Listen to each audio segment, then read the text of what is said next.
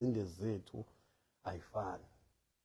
Ngithi mina kuwena ke Msweli kusasa nginenkinga yokuthi masibuyela bese kufika umuntu athi nakho ke ngine receipt naba bangenza ukuthi sengiyoginqa sengiyaboshwa.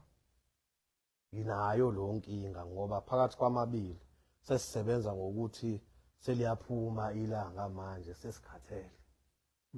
So umbone besinawo ukuthi cha akho umuntu vele singamtshela ngale khathi ukuthi khona inkulumo enhle noma embi ebihambile ukuthi nje imoto ayivuki kusasa. Ngiyacabanga ukuthi nezikhulu lezi zakahulumeni ake ziyophumula ekhaya mhlawumbe zisondezele uMEC esimhloniphayo ngoba bamfaka la nto bengekho nathi emhlanganweni.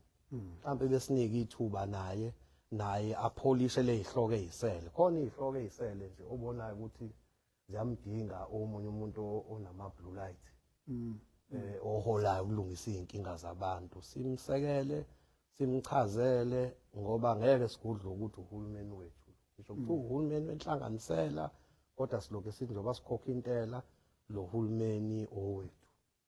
Sesingabukisana ukuthi ngoba vele besithena izinsuku ezimbili.